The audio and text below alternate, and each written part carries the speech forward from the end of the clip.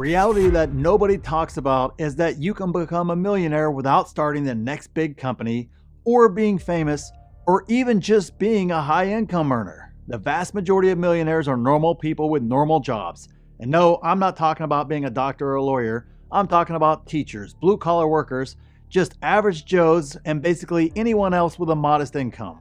No need to make six figures, no special skills, no secret or special knowledge needed. Just simply using these 4 simple steps that will get you on the path to becoming a millionaire, even with a small income. And a bonus step to take is to make sure you like the video if you like getting the truth on financial freedom and retiring early, and subscribe as well if you want an alternative to what the 99% are doing. This channel is all about that. So on to the first and easiest step, which is to change your mindset about money. Most people view money as a way to pay bills and buy stuff, and that's it. Now, some of those you obviously need, and a lot of times we buy stuff that we want and then say it's a need, like a car, like new clothes, like a new phone, whatever the case is, whatever your vice is. There's a reason why this video right up here holds so true throughout the history of time.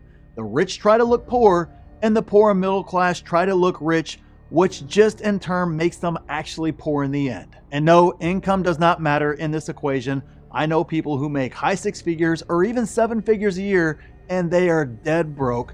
And on the flip side, I know people who have never made more than $40,000 or $50,000 in a year that are millionaires. That holds true because the mindset and view of money is completely backwards for most people. So the mindset has to switch from money being a tool to buy things or pay bills.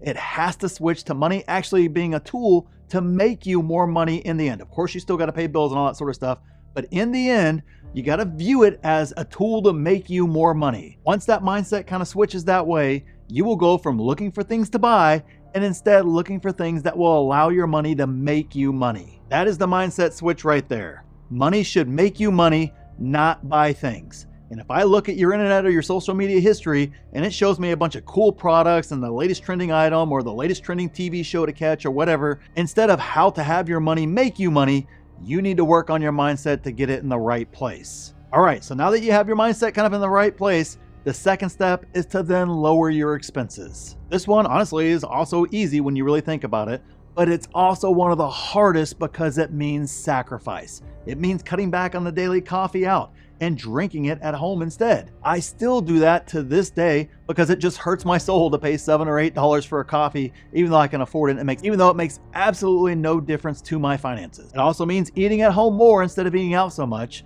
And it means no more trips to the bar, and actually cutting out alcohol altogether wouldn't be the worst thing in the world for your health.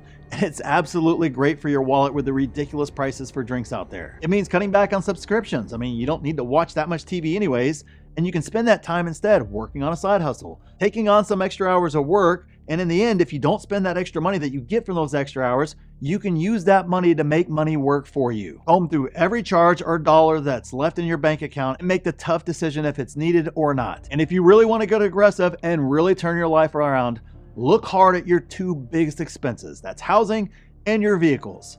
Just house hacking and trading in your new car for an older used car can take a huge $2,000 plus negative in your budget. And I'm just kind of using the average there, guys. So on average, people are spending $2,000 a month plus on the car and their living expenses, and instead have that money in cash ready to be multiplied and ready to make you money. You can now take some of that $2,000 in savings and put it towards the third step, which is to invest in yourself before investing in real life. It does you no good to have money that is ready to work for you, but you have no clue how to actually get it to do that. This is where you need to spend some money on courses or a program to get you up to speed on investing, whatever your investing, style is or whatever investment option appeals to you. The worst thing that happened during kind of the stimulus era when everybody had cash laying around was everybody became an investor but had no clue what that actually was, which of course left them chasing every get-rich-quick poop token that was out there or hot penny stock that was going to make you a millionaire tomorrow. If those people had spent the time and the money on actually learning how to invest,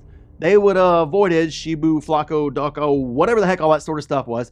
They would have avoided all those disasters in the end. Heck, even just learning how to dollar cost average into an index fund would have paid it off massively over the long run. And you can learn that right here for free on YouTube. Doesn't cost you a thing. You can start investing in real estate by house hacking as mentioned above, but you want to learn how to do it the right way so you avoid the pitfalls and problems that come Just like for those folks that bought poop coins and penny tokens and anything else like that, you have to understand what you're investing in. You don't want to put yourself in a crap situation with your housing due to lack of knowledge. That knowledge could be the difference between your housing being an asset and putting money in your pocket, or it basically becoming a giant money pit. Fourth, begin investing in real life. You put in all that work learning how to invest, and now it's time to actually begin investing. Start your dollar cost average into the indexes.